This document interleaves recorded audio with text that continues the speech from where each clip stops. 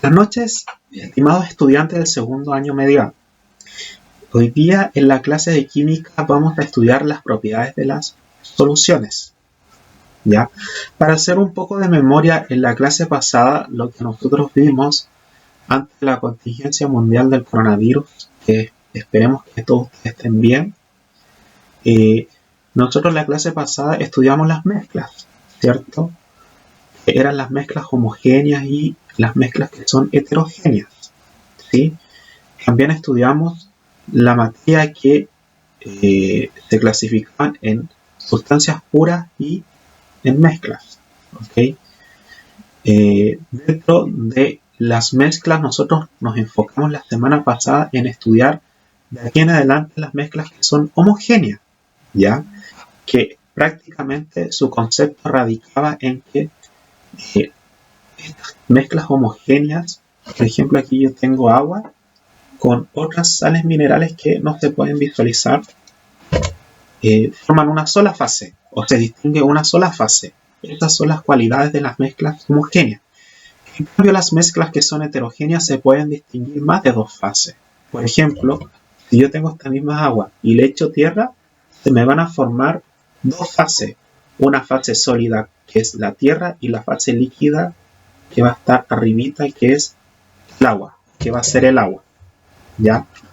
Por lo tanto, en química nos vamos a centrar netamente en las disoluciones o soluciones que son parte de las mezclas homogéneas.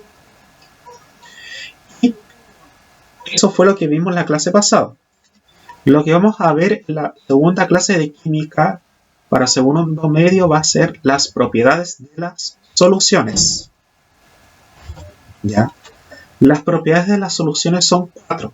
La solubilidad, el estado físico de los componentes, la concentración y la conductividad eléctrica.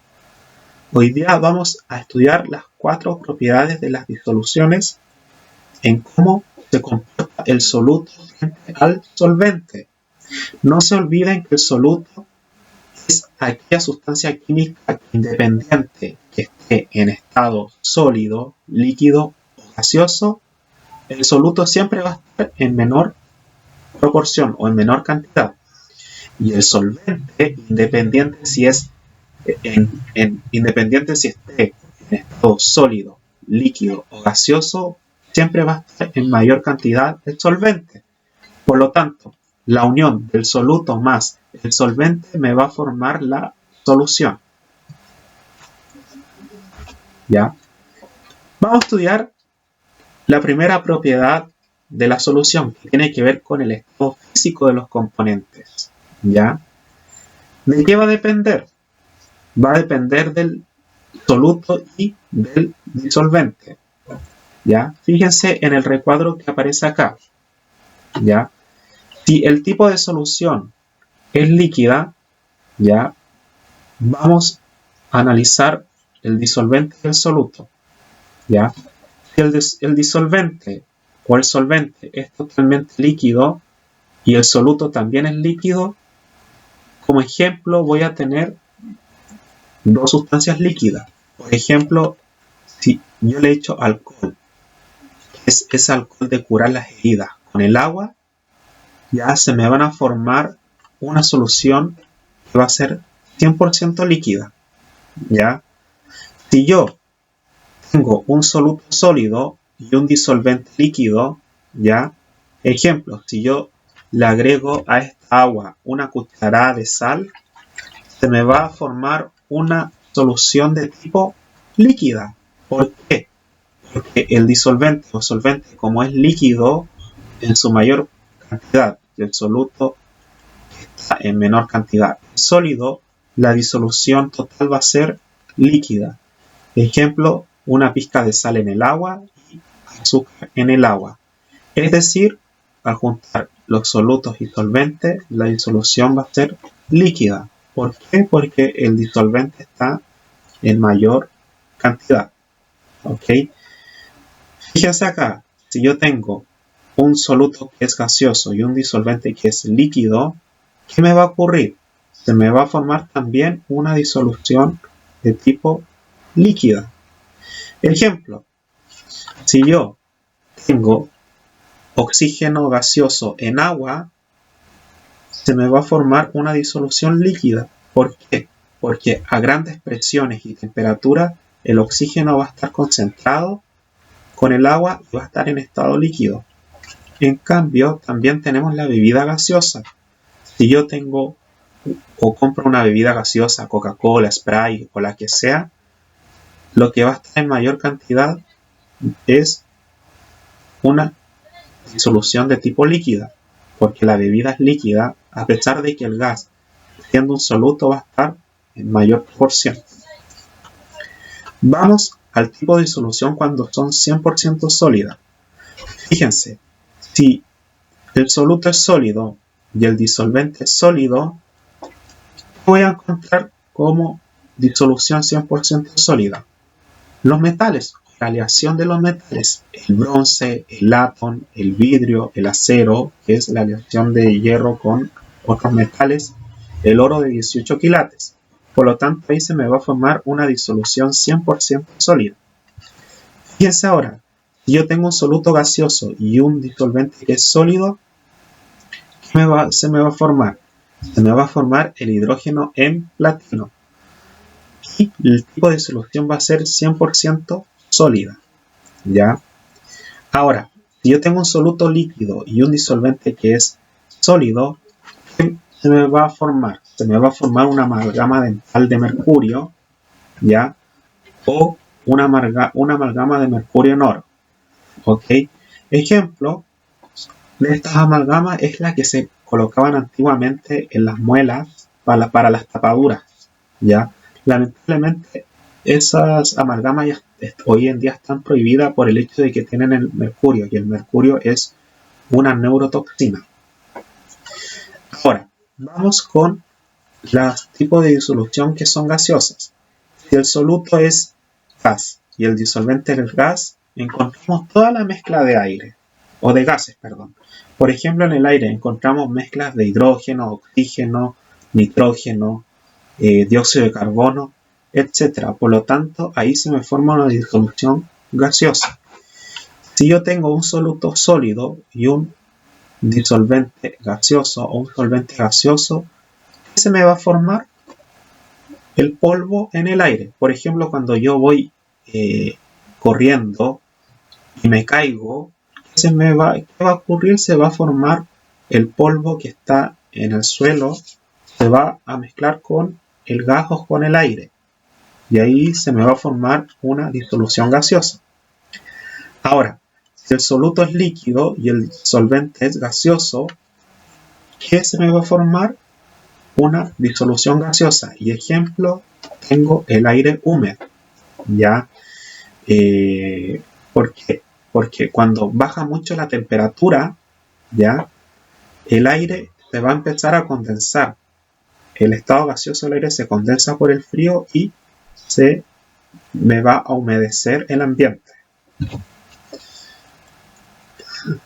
Entonces, la primera propiedad de la disolución en el estado físico de los componentes va a depender del tipo de disolución que yo tenga, si es 100% líquida, si es 100% sólida o si es 100% gaseosa. Y va a depender de las mezclas de soluto y solvente. Eso es más que nada. Vamos con la segunda propiedad, que tiene que ver con la solubilidad. La solubilidad se define como la cantidad de soluto que puede disolver a una cantidad determinada de solvente a una temperatura específica, ¿ya? La solubilidad se calcula a través de esta ecuación, como la masa del soluto dividida por la masa o volumen del disolvente multiplicado por 100. Esta fórmula no la vamos a ocupar, pero es necesario de que ustedes la sepan, porque alguna vez la van a estudiar. Vamos con la clasificación de la solubilidad, ¿ya? Dentro de la solubilidad encontramos tres tipos de reacciones solubles, ¿ya?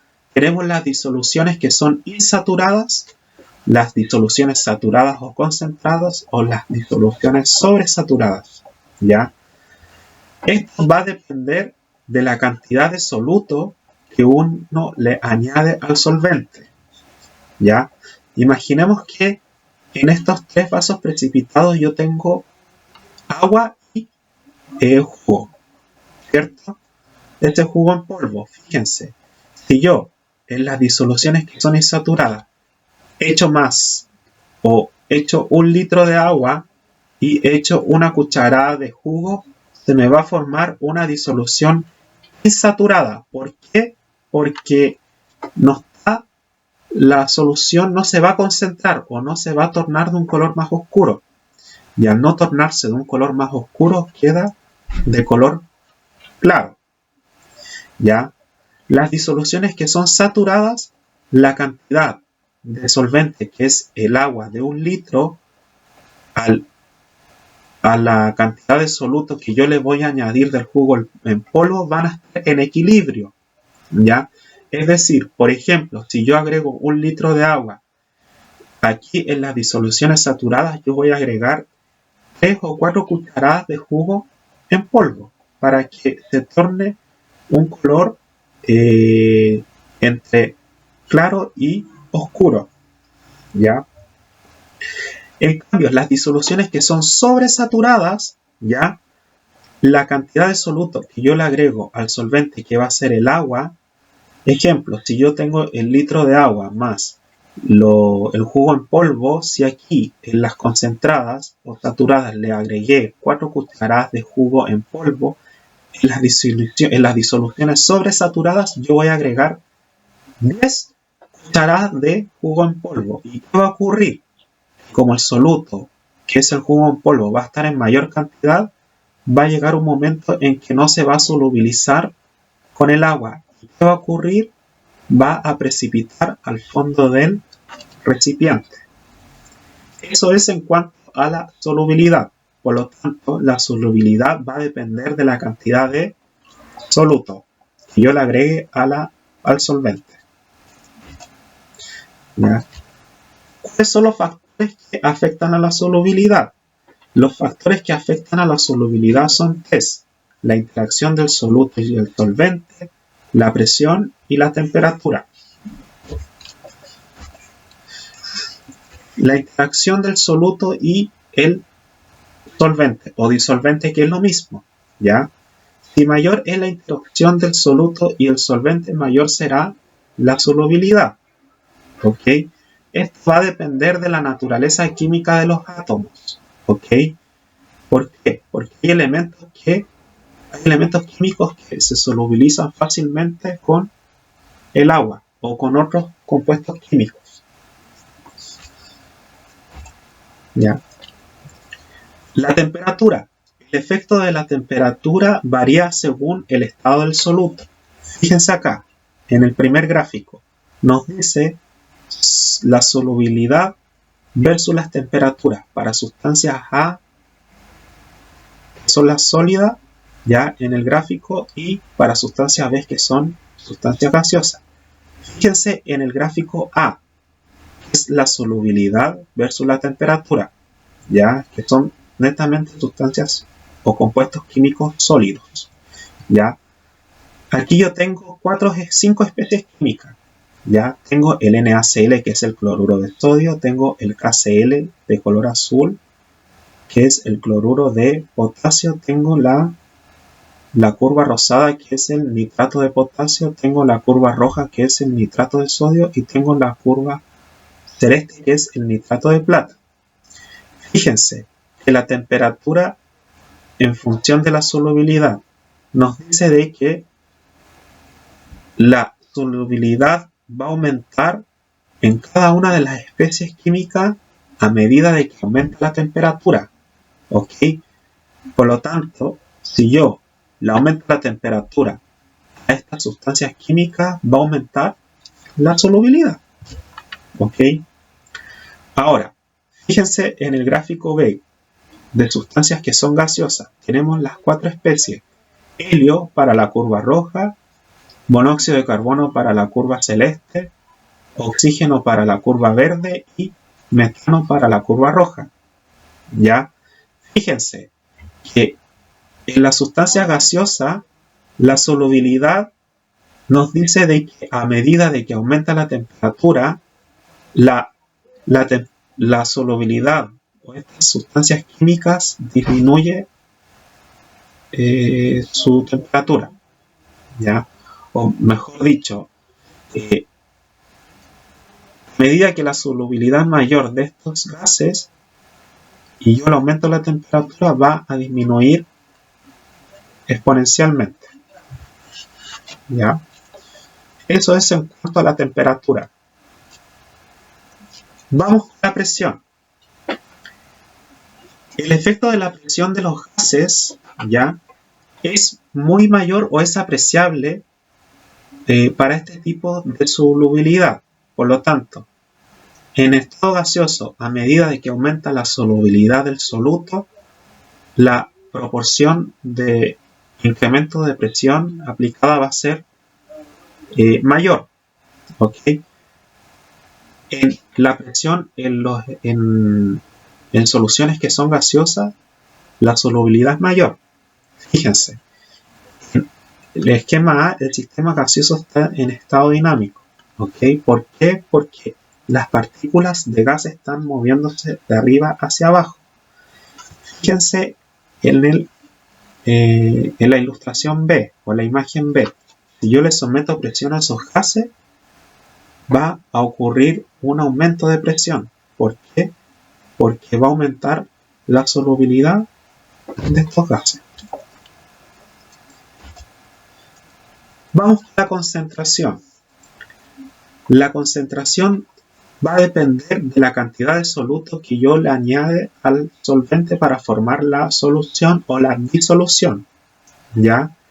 La concentración en las sustancias químicas o en esta propiedad de la solución, yo la puedo determinar cualitativamente, es decir, a la vista o cuantitativamente a través de cálculos matemáticos.